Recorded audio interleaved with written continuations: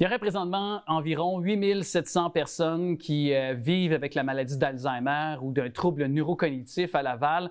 On pense, si on l'étend à l'échelle québécoise, là, que d'ici 2050, les gens qui vivent donc avec justement la maladie d'Alzheimer, le pourcentage pourrait augmenter de 145%. On va vérifier l'état de la situation. Évidemment, vous parlez aussi des activités de la Société Alzheimer de Laval avec la directrice générale, c'est Alexis Deschênes qui est avec nous. Bonjour Alexis. Bonjour. Merci de prendre le temps d'être à notre émission. On va faire un peu, j'évoquais les statistiques, puis j'ai goût de faire un petit peu le portrait de la situation. Là, on en est où actuellement dans la recherche, le traitement de la maladie? Parce que on nous dit depuis quelques années, la recherche avance, on a découvert quand même des choses, mais on n'a pas concrètement trouvé des traitements pour endiguer cette maladie-là. En effet, puis pour être bien honnête avec vous, à la Société Alzheimer Laval, notre mission première, malgré qu'on reste au fait de la recherche et des développements, nous, on se concentre sur les statistiques que vous venez de mentionner. Donc, notre mission première est de soutenir les Lavallois qui sont concernés par la maladie d'Alzheimer et tout autre trouble neurocognitif en offrant des services qui vont améliorer leur qualité de vie. Ouais. Donc, les statistiques, on n'y peut rien. Tout ce qu'on peut faire, c'est d'agir pour faire face à ce tsunami qui nous attend. Puis ce qui explique ça, c'est quoi principalement le vieillissement de la population? Ou... Oui, vieillissement de la population, habitude de vie, c'est ce qu'on a comme explication. Ouais. Donc, est-ce qu'il y a des choses qu'on peut faire en amont si on pense qu'on est prédisposé parce que de façon génétique, héréditaire, il y en a des proches qui l'ont eu. Est-ce qu'on peut, de façon neurocognitive, rester actif? Est-ce que ça peut peut-être enrayer ou retarder éventuellement les symptômes ou malheureusement le diagnostic? Est-ce qu'on peut penser à ça? On peut y penser. Il y a une forme d'Alzheimer qui est liée au facteur génétique. Sinon, les autres restent sans explication. Par contre, on est capable de voir qu'il y a des habitudes de vie qui vont aller diminuer les facteurs de risque. On ne peut pas dire que ça va... Oui, il n'y a pas de risque zéro. On n'est pas à l'abri, personne n'est à l'abri, mais il y a une étude phare qui a été publiée par Alzheimer Canada tout récemment qui parle vraiment des habitudes de vie, puis en long et en large. Là, les habitudes de vie, justement, c'est quoi? On évite le tabac, par exemple? C'est des choses qu'on a déjà entendues. Okay. C'est sûr que c'est les mêmes qui reviennent, là, donc consommation de le tabac, consommation d'alcool, la santé physique, stimulation cognitive. Je dirais aussi, une fois qu'on a un diagnostic, il ne faut pas arrêter de prendre en compte ces facteurs-là. C'est un diagnostic, ce n'est pas une fatalité immédiate que j'abandonne tout. C'est super important de continuer de miser sur la stimulation, oui, cognitive, mais la stimulation sociale, la stimulation émotive, la stimulation émotive, affective. Ouais. Donc, c'est pas parce que maman, papa ou grand-maman vous reconnaît plus qu'il n'y a pas cette affection-là qui est toujours là. Donc, très important de continuer à alimenter ça parce qu'on le voit, on l'a vu nous-mêmes avec la pandémie, comment le déconditionnement peut être rapide quand on manque de stimulation. C'est la même chose avec nos aînés, atteints ou pas. Là. Donc, c'est de dire aussi, parce que vous venez d'énumérer, de mentionner, c'est de dire aussi aux proches, allez voir vos personnes, soyez présents, soyez à l'écoute, appelez votre monde, allez leur rendre visite. Là. Oui, puis ils sont encore capables de toutes plein de belles choses, autant des réussites que des défaites, ça fait partie de la vie. Donc, aller vers sa société Alzheimer, ça peut aider beaucoup parce qu'on ne peut pas tout prendre sur nos épaules. Donc, je pense à notre centre de jour, le Club Socials,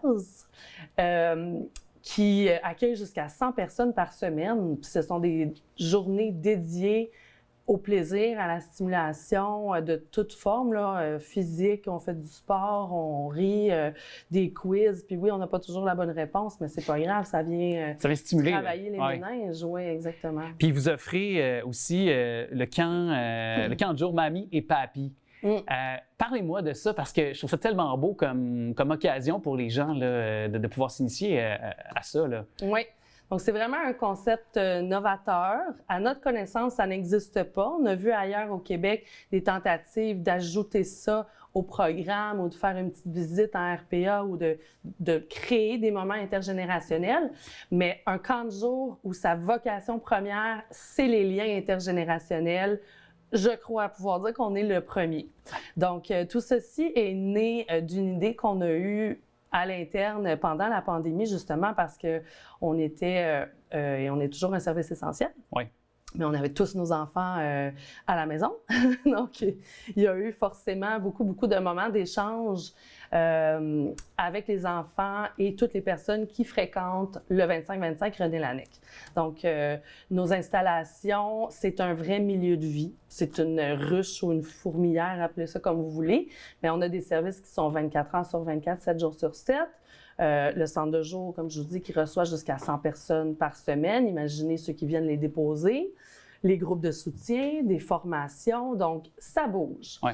Et de mêler les enfants à ça l'ouvre toutes sortes de possibilités d'échanges enrichissants de part et d'autre. Comment qu'on crée les maillons? Est-ce qu'on vient peut-être prendre, par exemple, un jeune, puis on va tout le temps avoir cette même personne peut-être plus âgée ou qui vit avec la maladie? On crée comme pour créer vraiment un lien un lien qui va être constant? Ou... On laisse aller les choses. Je vous dirais que là, on a embauché nos 2 monitrices pour l'été, Olaf et Pikachu. 2 fabuleuses mademoiselles qui vont s'occuper du groupe de 8 enfants allant de 5 à 12 ans. Un ratio très petit. On voulait garder le ratio assez petit pour pouvoir justement créer des expériences significatives. Ouais. Il va y avoir tous les jours des activités prévues à l'aide des personnes qui organisent des activités. Là, donc, ça va de quoi, par exemple, les activités? Là, ça pourrait être quoi, par exemple? Je prends vraiment, par exemple, ma fille qui fréquente depuis 3 ans là, le centre de jour. Elle adore animer. Donc, chaque enfant, il trouve son compte, je dirais, selon sa personnalité. Donc, ma fille ne va pas nécessairement aller se faire pincer les joues, câliner. C'est pas son aise. Mais animer, faire un bonhomme pendu, des questions, tout ce qui est dans le jeu, elle adore ça. Ah, le bingo. C'est vraiment celle qui aime appeler les numéros au bingo. Donc, ça peut être aussi simple que ça, ou des simples moments d'échange qui ne sont pas forcés. Les enfants, c'est des êtres très, très, très curieux de nature. Donc, juste de pouvoir se balancer, vivre les balançoires, on n'en a pas assez dans notre cours, ouais. Si on pouvait en avoir 50, là. Mais les balançoires à 4, là, juste aller s'asseoir puis poser des questions, ça laisse place à des très, très beaux moments d'apprentissage. De part et d'autre des générations ou de l'âge, finalement. Comment on fait? Est-ce qu'il y a un modus operandi pour pouvoir s'inscrire? Parce que compte tenu, c'est quand même une clientèle cible, les gens qui vivent en situation de maladie d'Alzheimer. Là. Donc, est-ce qu'on doit avoir quand même pour nos jeunes prédispositions, une ouverture ou pas nécessairement? Pas nécessairement. En fait, ça peut s'apprendre, ça peut s'acquérir à travers les premières journées, puis c'est ce qu'on souhaite. En fait, tant mieux si on a des enfants qui arrivent au début de l'été un peu plus hésitants, un peu plus... parce que ce qu'on souhaite leur inculquer, c'est la compassion, ouais. C'est la bienveillance, l'empathie. C'est l'empathie d'autrui et sensibiliser la jeune génération à propos des troubles cognitifs. Ils vont en côtoyer. Donc, déstigmatiser. Ouais. Aussi, de répéter, d'enlever l'inconfort, là, puis... Bien, je trouve ça tellement important ce que vous amenez comme sujet et en tout cas, un concept novateur s'il en est un, mais qui est essentiel aussi d'une autre part. Alors, on peut s'inscrire en ligne pour le camp. On peut s'inscrire via notre site web, absolument. On est ouvert 9 semaines, contrairement à d'autres camps je crois qui manquent là, la petite première et dernière semaine. Donc, c'est 9 semaines. Les salaires des 2 monitrices sont subventionnés par le programme d'Employabilité Canada. Donc, c'est ce qui nous a permis de pouvoir faire ce projet. J'espère que ça fera des petits. J'espère qu'il y aura aussi cette idée qui sera reprise devant le succès de ce concept novateur, justement. Là. Oui, On ou du souhaite. moins qu'il puisse être pérenne. Perpétuer, chez nous. oui, Oui. ça va perpétuer dans le temps, Oui. effectivement. Mais si votre fille aime les bingos, aime animer notre bingo, le bingo TV Laval les dimanches sur nos ondes, C'est une très bonne je idée. pense qu'on pourra La faire relève. la relève est assurée. Oui, absolument. Hey, merci beaucoup d'être passé. Merci. Un bel été et on invite les gens, les parents, les familles, donc à pouvoir aller sur le lien en bas de l'écran pour s'enquérir de l'information. Merci beaucoup. Merci.